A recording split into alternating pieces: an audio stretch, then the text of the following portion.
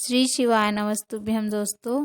आइए आज हम आपको महाशिवरात्रि की एक कथा सुनाते हैं। एक गांव में सास और बहू रहते थे। सास अपनी बहू को बहुत दुख देती थी। बहू सीधी साधी थी, वह चुपचाप सास का अत्याचार सहती थी।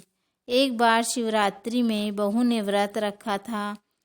गांव में सभी लोग तरह तरह के पकवान बनाकर शिव जी के मंदिर जा रही थी।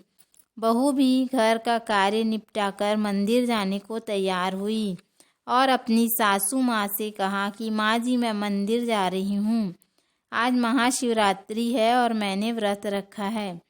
सभी लोग शिवलिंग सींचने जा रहे हैं, मैं भी जाती हूँ। तब सास ने कहा कि तुम कहाँ मंदिर जाओगी? जाओ, खेत में चिड़िया कौवे फसल खा रहे हैं, तुम उसे भगाना। मंदिर जाओगी तो क्या तुम्हें भगवान खाने को दे देंगे? तब बहू बेचारी चुपचाप खेत की तरफ जाने लगी। रास्ते में सबको मंदिर जाते हुए देखकर उसकी आंखें भर आई। वह खेत पहुंचकर बहुत रोई। तब वहीं से शिव जी और पार्वती माता गुजर रहे थे। तब पार्वती माता ने बहू का रोना नहीं देखा गया। तब उन्होंने शिव जी से कहा कि चलिए, यह क्यों रो रही है, इसका पता लगाते हैं। तब शिव जी और पार्वती जी ने सेठ और सेठानी का रूप धारण किया और बहू के पास गए। शिव जी जो सेठ के रूप में थे, उन्होंने बहू से पूछा कि तुम क्यों रोती हो? तब बहू ने बताया कि मैंने शिवरात्रि का व्रत रखा है, परंतु मेरी सास मुझे मंदिर नहीं जाने देती।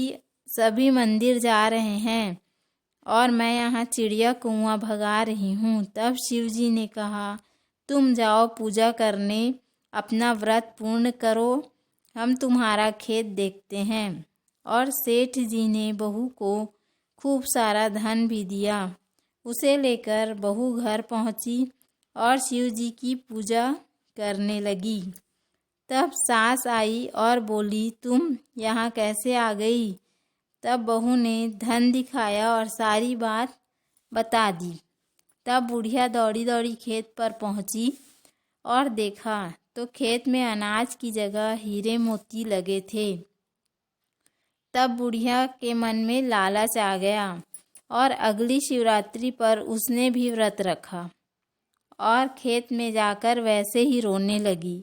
शिव जी और पार्वती जी ने सेठ सेठानी बनकर उससे पूछा कि तुम क्यों रोती हो? तब बुढ़िया ने कहा कि मेरी बहू मुझे बहुत दुख देती है, मुझे मंदिर भी नहीं जाने देती और मुझे यहाँ पे चिड़िया कौवा भगाने के लिए भेज दी। मैंने व्रत भी रखा है। तब सेठ सेठानी के रूप में शिव जी और पार्वती माता ने कहा कि तुम जाओ पूजा करने, हम तुम्हारा खेत देख लेंगे। तब सास ने कहा, परंतु आपने तो मुझे कुछ दिया ही नहीं। तब सेठ सेठानी बने शिव पार्वती जी ने कहा कि तुम घर जाओ, वहीं तुम्हें सब मिल जाएगा।